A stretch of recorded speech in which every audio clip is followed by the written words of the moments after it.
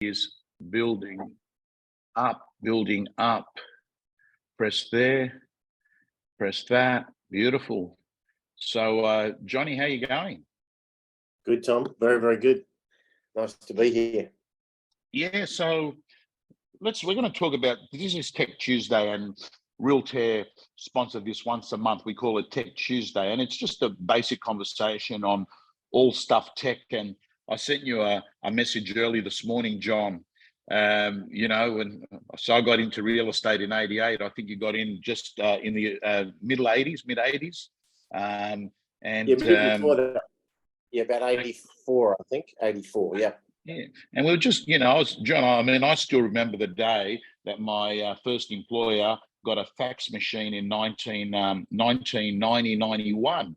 And he put this machine, he connected it up, and he said, look, I've got great news for you. We're not going to have to sort of go in and fold letters and send them out by post and wait a week or 2 weeks for a reply. We can now actually just put these pieces of paper through this machine and they'll get it instantly. And it was a bit of a game changer, particularly with solicitors, like things like order on the agent where things had settled or anything. That was 19. I'm thinking about it. That was 1990. That was when the fax machine. But he did say we can only use it if someone else we send it to has also got a fax machine, right? You couldn't use it otherwise, John. But I just want to ask you, when you were listing and selling real estate during that period, what did you have as a CRM system? I started with a 3x5 card box, a little timber box with 3x5 cards that I used to write out all the details of everyone I spoke to. And when I became successful, I had 2 card boxes. So that was my technological advance, was buying a second card box. It was very different in those days. A lot of people now, obviously the younger brigade, they can't believe, no mobile phones, because back then you had to ring someone at home or work, and they had to catch you at work or home. We used to put our home numbers on the board as well for inquiry, but early on there was no mobile phone numbers. No mobile phones. And when they arrived, as you would remember, Tommy, it used to be the size of a briefcase, and you used to have to carry it around feeling very sort of dorkish with it. And no internet. So, you used to put signs up on balconies and little ads in the paper, and you have to type ads up and send them to News Limited and to Fairfax and so forth. So it's very different. I even remember, coming back to data apps now with things like CoreLogic, I had to go to Wallara Council, which was the council that I worked in mainly, and I had to take a checkbook, and I had to ask to do property searches, and then you go through them and then say, great, well, that's $5, and you have to write out a check. So my boss would sign a couple of blank checks, and I'd go and then write them out. So it was very, very different in those days. And I do think that today, with the technology that's available, it does allow people to go to a whole new level. And it has happened. Obviously, we've got agents doing phenomenal numbers. I remember one of the first things, Tommy, you'd probably remember this, there was a Wang word processor. And yes. I couldn't believe that, because I thought the golf ball typewriters that went really fast, they were incredible. And then this machine arrived that looked pretty much like today's computer, and you'd type it in and you could customize it, and you could go back and it would invisibly erase. And all of those things, God, we're dating ourselves, but that was just how it started. So back in those days, we didn't know any difference, so there was no reason to complain. But nowadays, technology advancements have been phenomenal. So if you think about it now, John, like the reality is that I used to drive down the streets of Marrickville and Newtown, identifying the date a signboard went up, knowing that, in 3 months, if it hasn't sold, it might expire. But my system was I would drive up and down the streets. Today, an agent goes on a CoreLogic RP data, presses a button, it shows them every listing that's been on the market for more than 60 days. Today, you can send a video off to someone on a property, and they look at it, and they like it. They come back, they give you an offer. They sign it on DocuSign or Realtor's sign platform. You get a deal done. I mean, the truth is, tech should mean, John, that we should be more efficient than we've ever been in real estate, if you think about it. Well, and I think we are. I mean, you and I probably like to think we were as efficient back then. Certainly service levels were probably higher because I think we had to work harder to build rapport with people and stay in close contact. But yeah, technology nowadays, I mean, you'd have a boot full of signboards and you'd get them out and put them on the balcony, go back to the office and hope that someone would ring you. And nowadays it goes onto REA or Domain, and it can go globally. You can be getting calls from London this afternoon. So many things have changed, and yet also, Tommy, so many things have stayed the same. I mean, like auctions and open home inspections and just great, good old fashioned customer service. They're still critical, building relationships and connections. And I think as technology gets more and more pervasive, in some ways it'll be a leveler, because those people who are a bit disorganized might be able to catch up a bit with those. Because I think organization was one of my core strengths when I was younger, starting out. I was super duper organized, and therefore I did everything I committed to and promised to, and was very, very efficient. I think nowadays, possibly less organized agents, through having a PA and the technology that's available, that's leveled the playing field. But there's still, the thing that hasn't changed is some people are better with people than others. Some people talk straighter than others. So I think, even though technology's leveled the playing field, there's still plenty of room to stand out. Okay, so Pete Matthews said to me, he goes, the thing about McGrath's is I noticed when COVID started, McGrath's went all in with tech, and he goes, I only look at my perspective. I saw them jump in on pitch, which is the pre-listing document, the price update document, which again is pitch. You've also now got sign, so sign and sell. You've got those. Chris Maud, he's Pete Matthews goes to me because I said to him, why do you reckon McGrath's are so good at, pitch, sign, sell? That's it. He goes, I go, why are they so good at implementing? And he goes, it's really simple. He goes, because when the company at a leadership level says, we're going to go down this path, this is how we do things, it sort of runs through. Whereas I find, John, with tech, everyone goes off and gets the subscriptions on everything, but they don't actually end up using a lot of the tech, right? So there's this thing about bleeding edge versus cutting edge, right? What actually can help you list and sell, and what stuff do you get there that complicates it? What can I ask, John, what are, like, over the years, what technology have you found cutting edge, and what was bleeding edge, and what's sort of the tech that you've sort of kept using through COVID and using it now? I know that you run your group meetings now. You do group meetings on Zoom all the time, isn't it? Yeah, well, look, during COVID, we felt there's a couple of things that are going to be critical. One is showing properties virtually and holding auctions virtually. So Pete's technology at Realtor was a godsend, because we and I guess many others continued through COVID unabated because of real-time auctions. I'm not sure what Pete's call them now, but I think it's part of the sell process. Signing on glass, of course, was something you could. I mean, nowadays to actually get in a car, Tom, and drive from your office, 20 kilometres and get a vendor to sign, and then drive another 10 kilometres and, sort of pollute the environment and chew up time, and 3 hours later it's done, versus sending all parties in real time. So things like, the sign on glass are brilliant. So we committed to every auction, virtual auction and live streaming. Obviously checking people in and so forth, that was already a part of what we used, but we went all in, and we just decided, if we're going to do it, let's get serious about it. We utilized Zoom. We did a webinar. This is during COVID, not now, but we did a webinar every day at 9 o'clock. I used to watch Gladys Perigicklin tell me, come on at 11 o'clock. And it was kind of comforting knowing that every day you'd be getting a little update from the Premier of New South Wales. And that made everyone feel a bit calmer and in control. So I thought, well, let's do our version of Gladys's 11 o'clock. And we did it could have been 8:30 or 9. I think it was 8:30 actually. We did a half hour every day, just checking in, giving people some inspiration, hopefully, and some information about what was happening. And if there's anything we needed to update them on, we would, but otherwise we just try and, give them a point to dock in during the day. So we definitely use, and still we now do weekly webinars across the group. So everyone in our company up and down East Coast of Australia, gets to watch, Morty, Troy and I do a weekly webinar, and it's recorded afterwards. So I think things like Zoom for meetings are incredible. Amit Nayak, and I know you've spoken to him on your real estate gym, Tom, and he's speaking at some of the great events around the place. And Amit uses his Tuesday afternoon, and instead of going to see every single vendor, because he's now dealing with, we did 22 sales last month, so he's probably dealing with 30 vendors ongoing every day. And so he has 15-minute Zoom calls with them, which rather than going somewhere, finding a park, getting out, going up, having a cup of tea, coming back out, which takes an hour, he does quick, sharp, 15-minute face-to-face.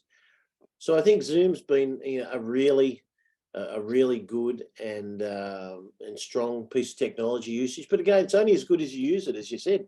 Zoom's there and available for everyone. In fact, it was there well and truly before COVID.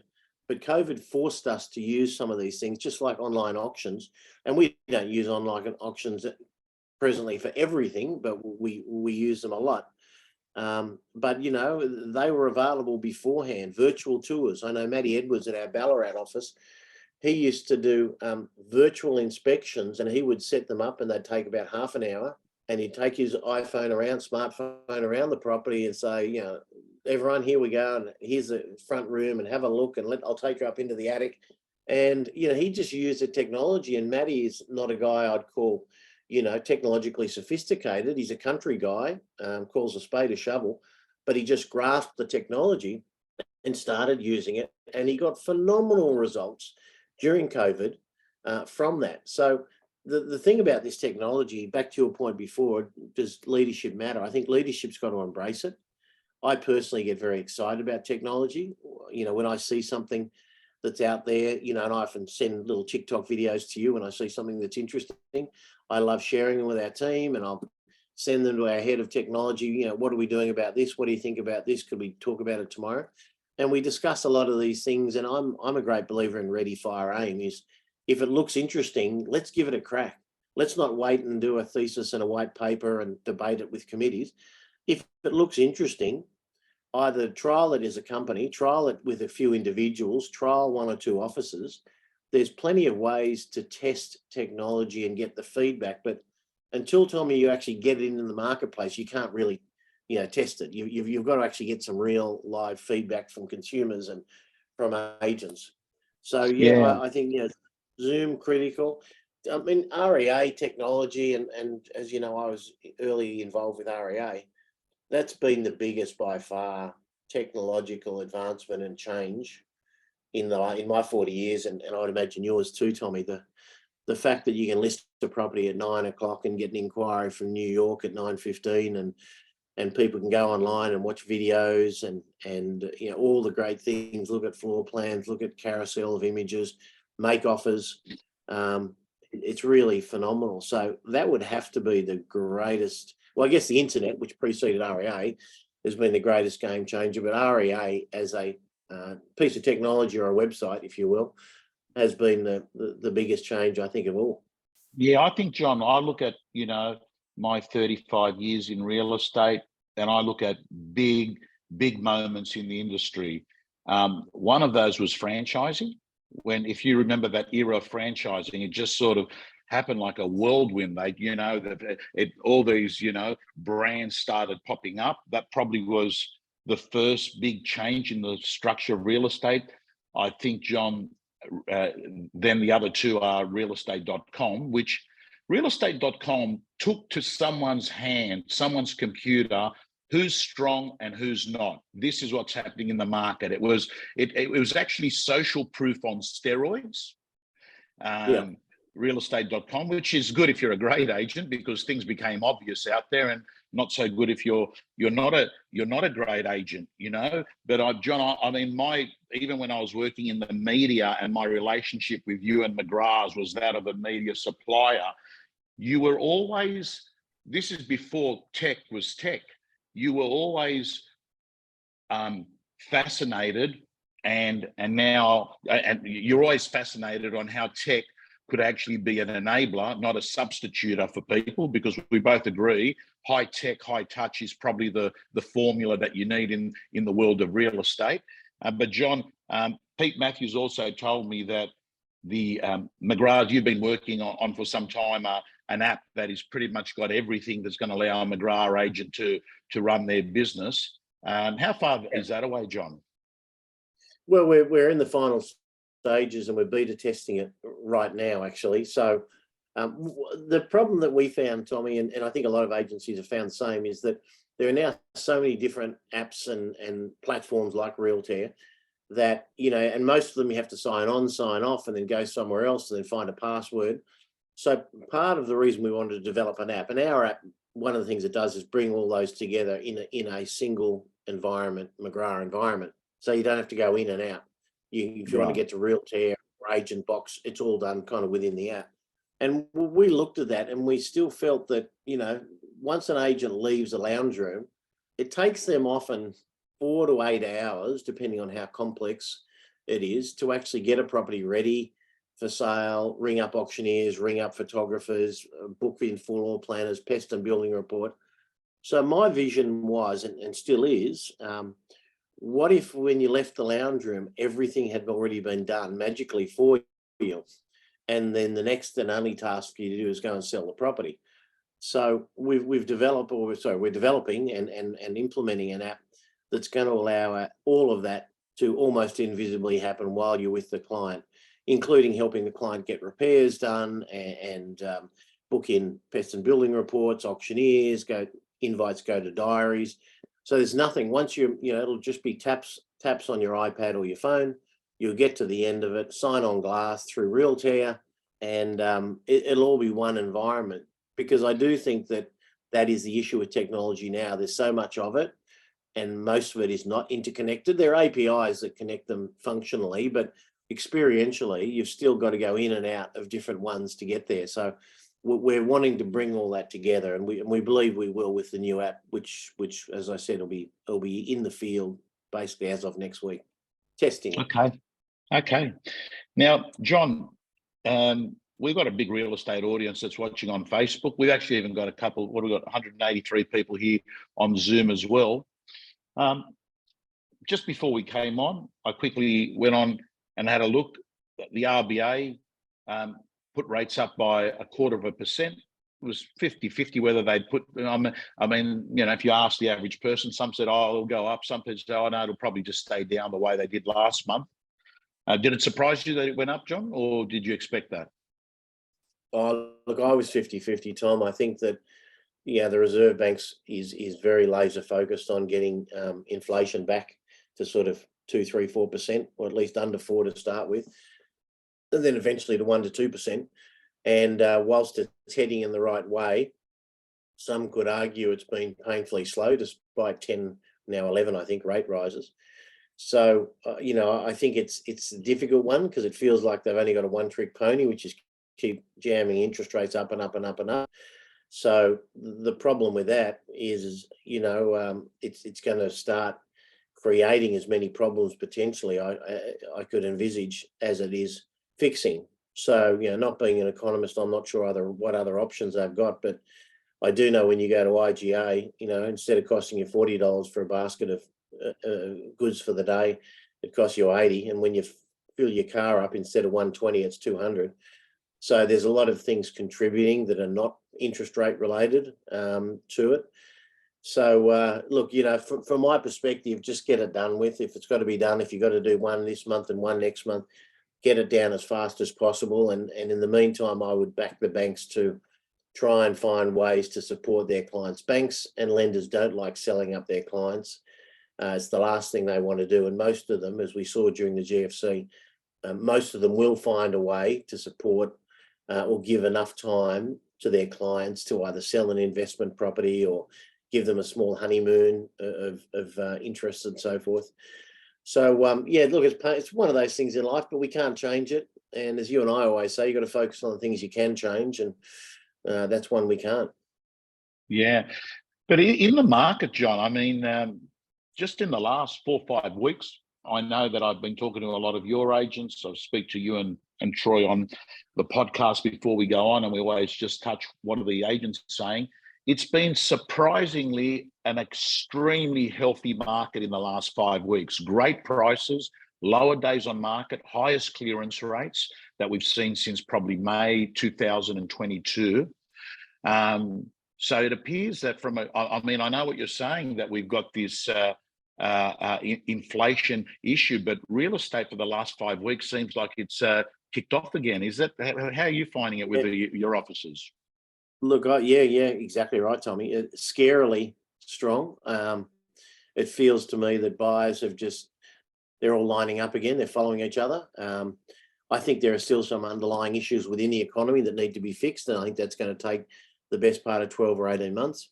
I would have liked to have seen this, to be honest, more of a period of stabilisation, but it feels like everyone's jumping back on the bandwagon again, despite interest rates going up 10 or 11 times. So it's a little bit on the scary side, but I guess a lot of people default back to property. There's been a lot of wealth created, especially in the bigger cities and the bigger regionals around Australia.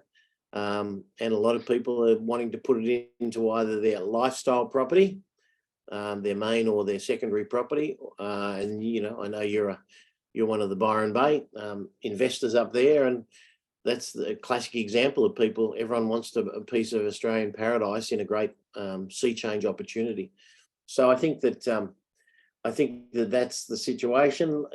Listings are tight because no one can find anything else. So it's like a self-fulfilling, negative circle that I'm not going to sell until I can find something. Well, if you don't sell, no one's going to be able to find your property.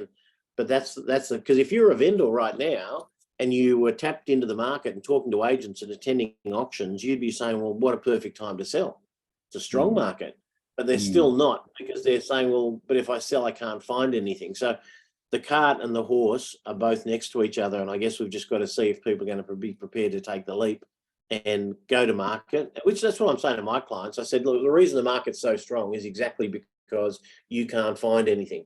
So you can't have it both if you're a seller. And I say this to my friends, if you're a seller, you've either got to take the leap now, or if you wait until there's an abundance of things to buy, your price is going to be down. So maybe you just jump in and buy and sell. And then if you have to rent for 6 months, which is the other issue at the moment because there's such a lack of stock of rental properties. I mean, rents are up 25% in most parts of Australia, some more. So anyway, it's all fun. And when I say it's fun, I don't say that in a silly way. I mean, it's all a part of the game of life and the game of real estate. And as I said, you can only deal with the cards you're dealt. And right now, we've got interest rates that are going high. We've got buyers that are turning up to auctions despite that. We've got good property that's selling for 200,000. I mean, I watch your TikToks and reports of a Saturday night, and some of the results you've been getting, same experience that we've had. It's hundreds of thousands above what we expected. So, interesting. So, John, Craig Aspie has asked a question here. With the ongoing trend of remote work and the increasing popularity of flexible work arrangements, how do you see this impacting the real estate market in the coming years? Do you think there'll be a continued demand for larger homes in suburban area, or will we see a shift towards more urban living and smaller, more affordable homes? Oh, John, I see it, the cafe around the corner from me, Hungry Grasshopper. It's very clear to me at around 10:30, you've got all these people that are working from home in Zoom. They're ducking off, and they weren't there 3 years ago. They're ducking off and they're having their coffee break outside the cafe. And then the way you can tell is, generally speaking, well, sorry, I don't know why that's ringing. The way you can tell is, generally speaking, is they're wearing a nice top at the top and a little bit more casual down the bottom. So you can tell that they've been sitting there on a screen. But do you think the way that we live in Australia, we're going to move towards, is the kind of house going to change because of this structural change of not going to the office? Yeah, it's a great question from Craig. I think COVID has changed the world forever.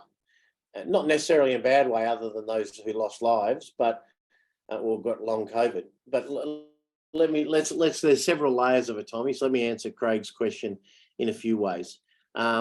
Number one is, I was talking to one of my neighbours. I was walking Schnitzel and Pickle the other day, and one of my neighbours worked for CSR. big, used to be a sugar company, now it's building supplies company, massive, multi-billion-dollar. And she was saying to me, "Oh, it's great working from home." I said, and I know that she's a senior executive. I said, "Well, when you say working from home, what do you mean?" She said, "Well, we work from home Mondays and Fridays, and we go into the office Tuesday, Wednesday, Thursday." And I said, "Is that everyone?" She said, "Yeah, unless you're in like the warehouse and they need you to move pallets around.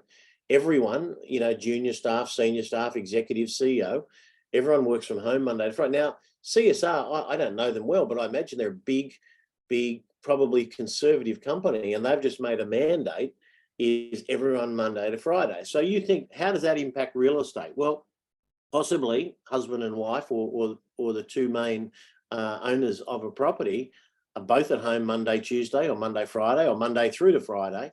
So the shape of the house has to change to accommodate that, or you're going to find so many divorces. It's not funny. People need to be able to create space to do Zoom calls like this. They need better connectivity. They're going to have more leisure time, less travel commuting. So that's probably for most people 2 hours extra at home that they would have spent on a train. So I think that it's going to change. It has already and will continue to change the shape of the home. People will need a bit more space. I think it's also a lot of people that were dreaming of moving to the Central Coast and living at Terrigal one day. They're doing it now. They're saying, why would I wait till I'm 65? I'm 58. I only have to go to work 2 days a week. I can work the rest of the week from home, wherever that might be. So I think the reason that the regionals like Illawarra, Hunter, Central Coast, Gold Coast, Sunshine Coast, all the great regionals of Australia, and that's only a few of them, is that people are now saying, I'm going to go there early. I'm not going to wait. Life's short. A few friends died from COVID. I'm now working from home, 3 days a week. So I'm just going to take advantage, and I'm going to go for swims in the morning, and I'll walk the dog, and I'll keep my pajama bottoms on and put a top, and I'll sit at my desk at 9 o'clock ready to blog. That's exactly what she said to me. She said, basically, he said, I was in my pajamas till 8:45, and my 9 was my first, so I got ready. And she's a hard worker for sure, but it was interesting what she said. Commercial real estate, I mean, they're saying that many buildings in the city and in and around the city are still 50% empty. So the deals, we've just cut a new deal. We're moving offices at the moment as we speak, and we've just cut a very good deal, there's many very good deals in the market, because landlords want good tenants in their properties, and they've got empty buildings or buildings with month-to-month tenants that are negotiating and haggling rent down. So I think, we're going to see a different set of commercial buildings, and some of those will be retrofitted into residential. I think there's been a lot of changes, but definitely the shape and location of the home, because some people are moving to Mudgee, some are moving to Bathurst, some are moving to Terrigal, but anything within 2 or 3 hours of a main hub, airport, major city, I think is just going to be in perpetual boom, almost indefinitely. Yeah. So, John, to me, the biggest change that I've seen is there was always this view, try and buy as close as possible to the city, and if you can't, buy the next suburb, because that'll go up. But what COVID saw is these suburbs that always went up at a lower rate than the inner parts of Sydney and Melbourne. They blossomed, and they've continued to blossom, because it appeared that a lot of people chose to say, hey, give me space and not a unit in town, because maybe I won't have to go into town every day. That's the other side of it. All over Sydney, even some marketplaces, John, that weren't auction oriented markets out in Southwest, Canterbury, Bankstown, the Hills, Parramatta. Like I look at, we're talking about Amit. I mean, Amit, every transaction that Amit does is an auction in Parramatta, and units of that. I think nearly every deal he does is a unit. Yeah. No, I agree. And look, infrastructure, I know we've been talking mainly technology, but infrastructure, and you and I are residents of the inner west. I mean, I'm living at Breakfast Point, and up until 5 minutes ago, to get to the airport, it used to take me an hour. it now takes me 20 minutes because of the West Connects tunnel, which kind of virtually goes from my door to the airport. So you've got infrastructure, you've got technology. You know, the Central Coast is now 25 minutes closer to the city than it ever was because of the M2 and the North Connects. And I'm, you know, apologise to all those that are watching that aren't from Sydney, but the Sydney side doesn't know what I'm saying. So I think, you know, a good agent and a good investor needs to be, you know, across all of this, watching what's happening in your city or town, you know, keeping an eye on the infrastructure that's taking place, trying to figure out, as Craig asked a great question, well, you know, what's the design of the future or the present? It's going to be different. Granny flats, studios in gardens and so forth, because a lot of people actually don't want to necessarily work in their home. And yes, you can have an office in your home, but a lot of people want to have, if possible, a second building like a granny flat, you know, in the backyard. So I think, you know, that's going to happen a lot. So it's really interesting. So I think COVID, despite the horrible things that happened during COVID and it brought to us, I think there's probably going to be some enhancements to all of our lifestyles as a result of having gone through COVID.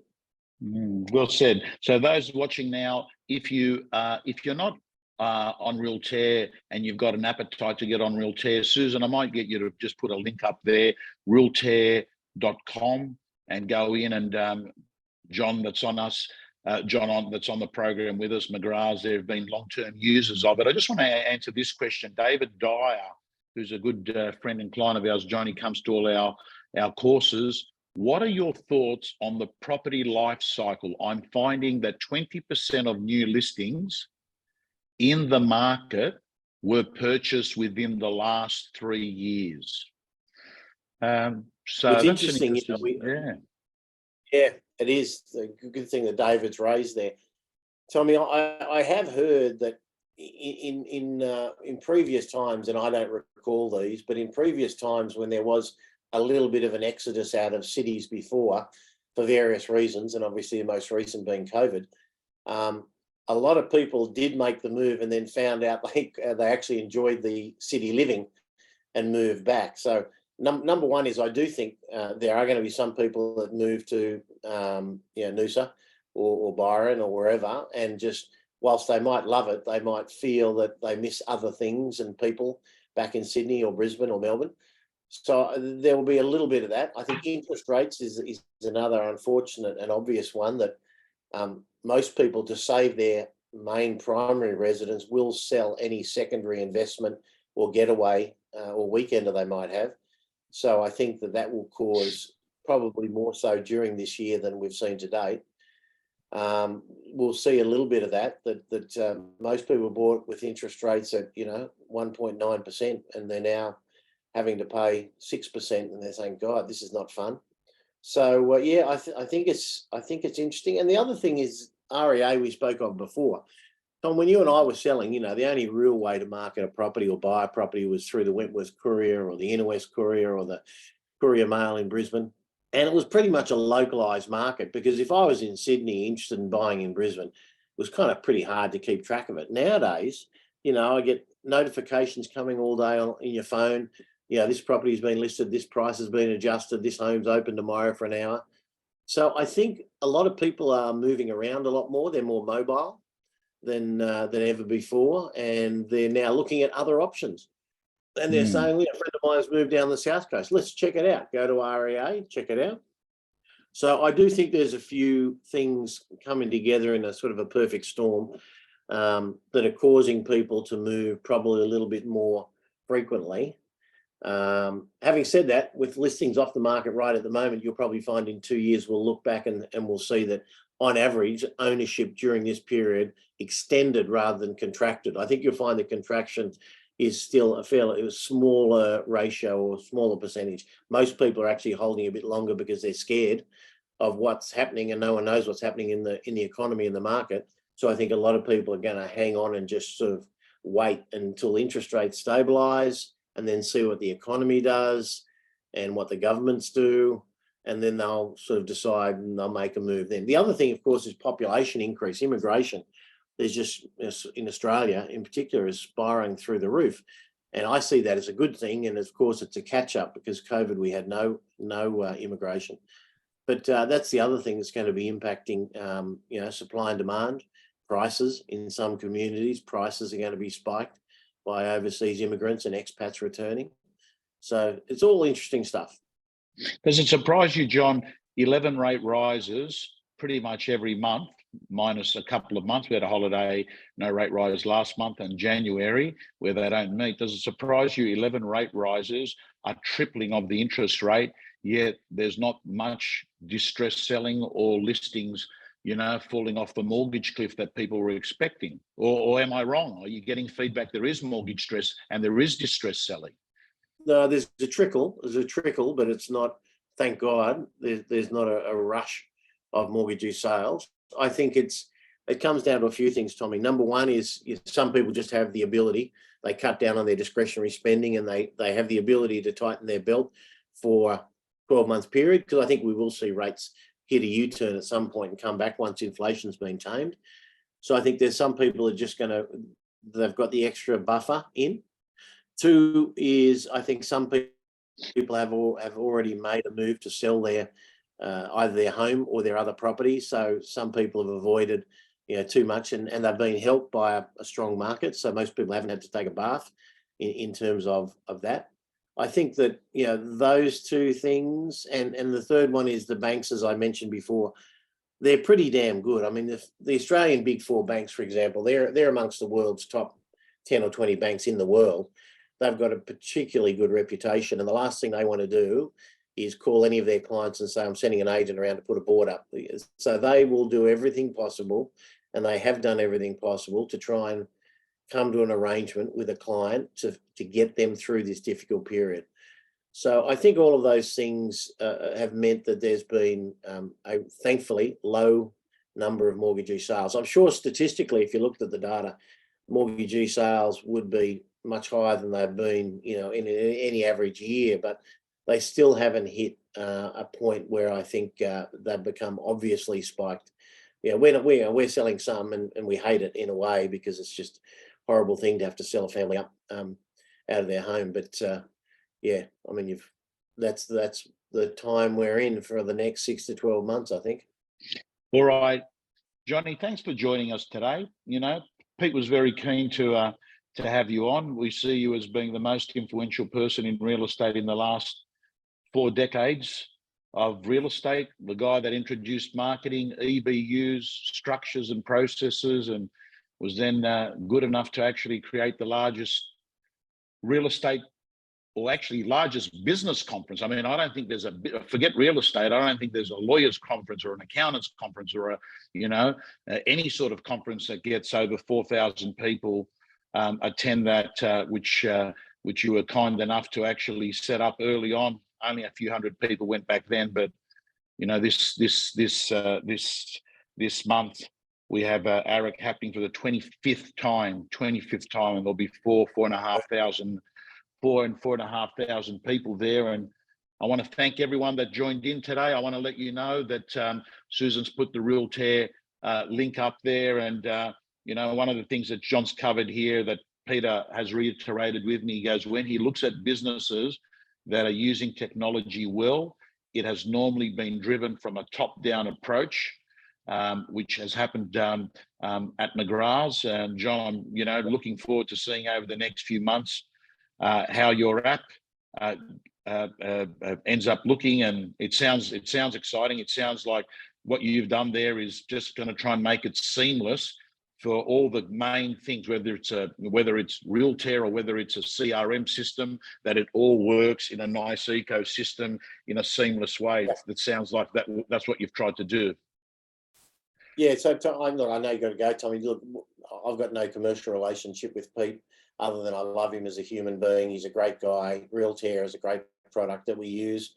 I certainly don't get paid for saying it, but I support Pete wherever he goes, because I think he's a great person for the industry. Is he still the head of the institute? I think he's still there. He is. He's the president of the president. Yeah, I don't know either, John. He runs around. He does options. He's running Realtor. He's never flustered, and you never feel pressured when you're with him. It's phenomenal, and he's a dear friend. We use all the Realtor products through our business. anyone listening, as I said, I got no commercial benefit from saying it, but they are a great. I think they're the Rolls Royce of the products in their class out there. So we haven't seen any need to look elsewhere. We're very happy, and they'll continue as we build our app. As I said, we'll be using the Realtor product beneath the app, but it'll just appear in a McGrath environment. So there's lots of good things happening. But yeah, the only thing I'd say is jump in, try this stuff, and just see how it works. All right. John McGrath from McGrath on Tech Tuesday. To all our audience, thank you again for tuning in. We'll see you next month where we talk tech every Tuesday, once a month. Johnny signing off for everyone. Thanks, Stay well. Yes, sir. Yes, sir.